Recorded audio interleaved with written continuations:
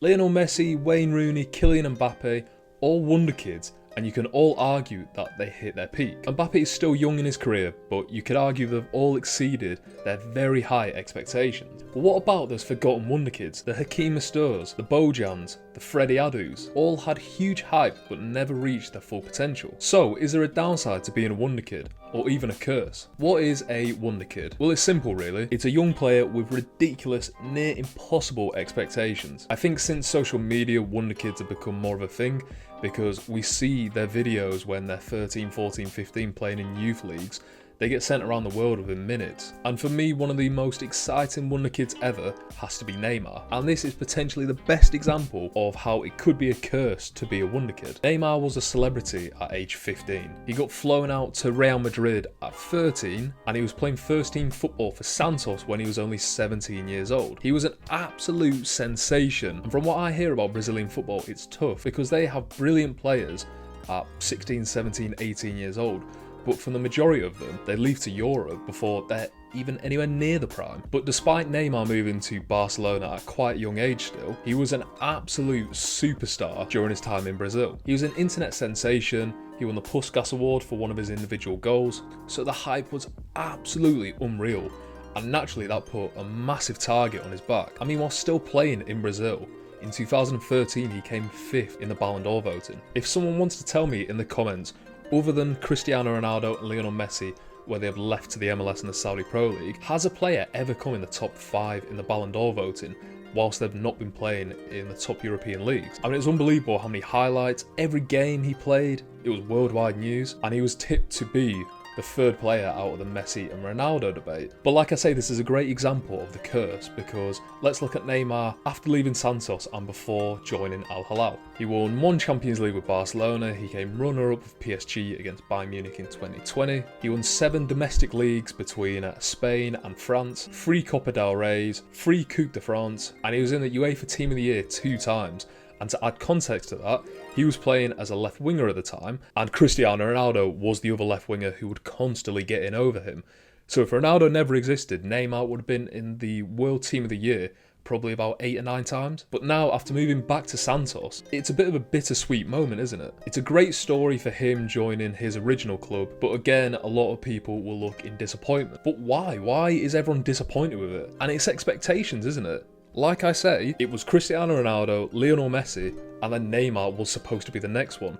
No one else was anywhere near them at the time. But also, he was in the era of social media, and I think in the peak era of football highlights. There were so many compilations and montages that people used to do on YouTube, and Neymar probably had the most popular ones. If we look at it, when Cristiano Ronaldo played against Man United for Sporting Lisbon, it wasn't worldwide news. It was well documented that Man United had found a brilliant young player, but it wasn't to the same level of hype of Neymar. Likewise with Lionel Messi, he was a very tipped, promising youngster coming through at Barcelona, and I think everyone thought he was going to be world class. But again, he didn't have all the Instagram videos or the YouTube analysis of his game when he was 17 years old. I mean, imagine nowadays if Ronaldo came on against Bolton for his debut. It'd be worldwide news before he even stepped foot in Old Trafford, never mind onto the pitch. So unfortunately, Neymar could never reach the heights that everyone wanted for him, because unless he was better than Lionel Messi and Ronaldo, which is near impossible, it was never going to be good enough. And a lot of his reasons are self-inflicted,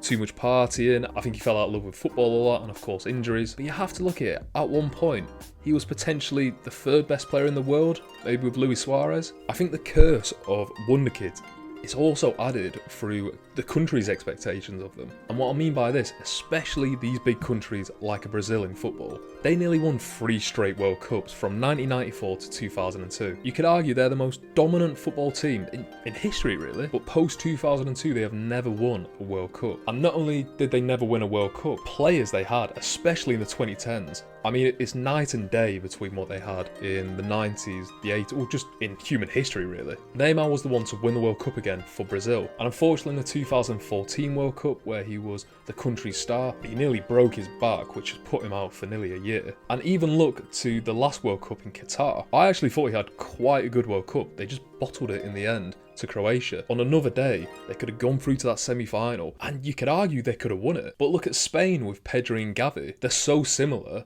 to Andres Iniesta and Xavi, not by the exact way they play, but just their teammates at Barcelona, they came through the academy, and because Spain was so dominant over that 4-year period, they need to get back to that point, and a lot of the pressure will be put on those two midfielders. I mean, look, I get it, because I'm looking at Jude Bellingham. I want him to get to the level of Steven Gerrard for England. In England, we're all waiting on that John Terry and Rio Ferdinand, because we've had brilliant players in nearly every other position except centre-back. So once we can get back to that level, I feel sorry for the lad who is that good, that quick, because he is going to have all the country's expectations on top of him. I think playtime has to be taken into account. Wayne Rooney, maybe the most hyped English player ever, especially in the last 20 years. Over his Premier League career, he played 38,052 minutes. And Rooney is widely recognised as someone whose light went out too quick, who just finished his career far too early. But Alan Shearer has only played 170 more minutes than Wayne Rooney. And Alan Shearer is seen as someone who started very young, but also played right into his mid to late 30s. Steven Gerrard has only played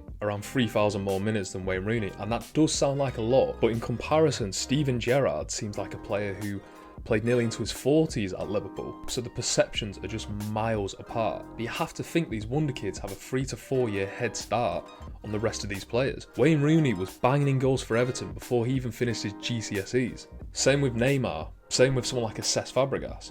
So when they fizzle out in their early 30s, they've still had, if not a longer career, than some players who started in the early 20s, but it seems different because we all remember how they ended and not how they started. I mean, look at Jamie Vardy. We're seeing him as someone who's had massive longevity in the game, but he started in his late 20s. Wayne Rooney had nearly given up football in his late 20s. But let's talk about the forgotten ones, the ones who weren't even at a decent level to question their success, the ones who strictly just did not make it. Freddy Adu, the Michael Jordan of failed Wonderkids. I mean, in 2015, if you wanted a video that just guaranteed 100k views, where is Freddy Adu now? I mean, you could still do it and probably get a decent amount of views, because everyone is always so confused why he didn't make it. And why was he so hyped? And I've got one word for it: Americans. The Americans love those dramatic stories. I mean, they've got Hollywood, haven't they? They love a LeBron James who made it out from nothing and became the best basketball player ever. Serena Williams, who came out of Compton, the best tennis player ever. Tiger Woods, a child prodigy and became the best golfer ever. But they've never had anyone like that for football. The closest thing is Christian Pulisic, who again is just a mid-table Premier League player really. But Freddy Adu, who, I mean, he's originally from Ghana, but he's an American citizen. Played in the MLS at 14, had trials at Man United and other big clubs. But as we all know, he just never made it. He made an early move to Benfica when he was just 18, and he was loaned out 4 times in just 2 seasons. I mean, when you get labelled the next Pele, how can you live up to that? I think especially at that point, the safeguarding around these child prodigies, it was just nowhere near what it is today. And even today, it's still not brilliant. But back in the late 90s, early 2000s, I didn't think there was any rules whatsoever. A lot of people said he shouldn't have been playing in the MLS at such a young age. A lot of people said he shouldn't have gone to Benfica because coming from the MLS, where, I mean, the standard is still questionable nowadays, never mind what it was in the early 2000s. They're going to the MLS, to Benfica, he was just never going to get any game time, was it? But these stories, I just think they're made out of desperation. Like I said about the other countries, but in America's case, it wasn't that they were getting back to the heights that they were at before. It was the fact they've never had a superstar. And we all know, when that first American world-class player comes through, which it will eventually, he will be an absolute global icon. He'll be one of the most famous people in the world because they'll push him out to everyone. What about one of the most hyped wonder kids in Europe in the 21st century?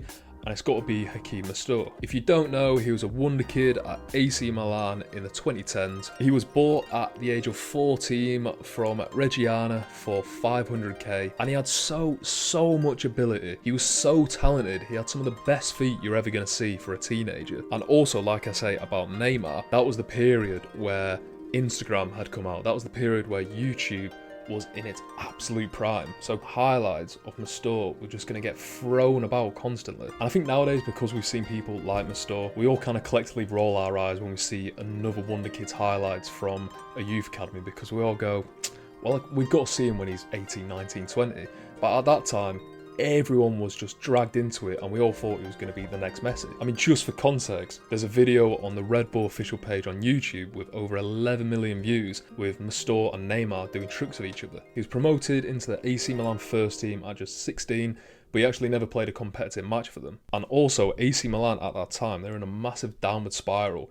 They hadn't won the Scudetto since 2011, and they were desperate to get those players back because they lost Ibrahimovic, they lost Thiago Silva, Alexandre Pato didn't work out, so they needed a superstar, and it kind of felt like he was going to become it. But he burnt out, he couldn't keep up with the demands of European football, apparently his work rate wasn't brilliant, apparently he lost a lot of his confidence, which you could clearly see he had as a kid. And also naturally, if you're a celebrity at 14, 15, your ego is just going to be so out of control. I think we have to see the difference when a teenager is playing in a professional game, with them just existing in that game, and with them actually shining in that game. For example, Reece Oxford, who's had a very good career since he's left West Ham, but he played against Arsenal when he was 16, and he pocketed Ozil was the headlines. He didn't, he just played well against him. He wasn't the best player on the pitch, but you didn't know he was 16. So then because of all the hype after that, it was impossible not to see him being world class. And that was unfair to put on him. Whereas Kylian Mbappe, when he was at Monaco and when he was 17, he wasn't just shining in those games,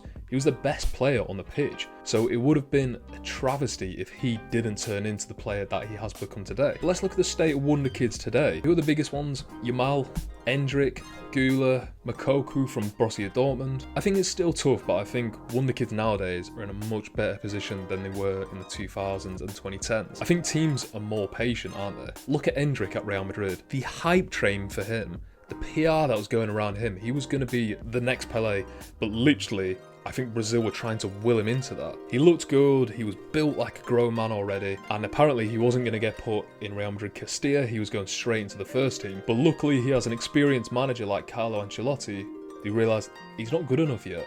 He can't be playing for us over Kylian Mbappe, over Rodrigo, over Vinicius Jr. So he's just going to sit back and observe. I also feel the fact that a lot of these teams don't just loan out players anymore, and that they just let them be around the club and train with these top professionals. Look at Trent Alexander-Arnold. If Liverpool had loaned him out to, let's say, West Brom in the Premier League, he would have been defending constantly, and therefore he couldn't harness his attacking ability. If you send Endrick down to the second division in Spanish football and played for an okay team, he won't get the experience of how to be a superstar like Mbappe. He won't get the work rate of a Luka Modric. So in my opinion, I think Ancelotti has done a brilliant thing with Endrick, and I'm sure in the next few years we're going to see him flourish as a player. The best thing to do is just calm down the hype train and essentially hide him from the media. And I'm not in Madrid, I'm sure the Madrid media are still pounding him, saying they want him to be the best player in the world. But from a UK perspective, it's gone radio silent on him, and I think that's the best thing for him. Of course, this is the luxury for better teams. Look at Man United.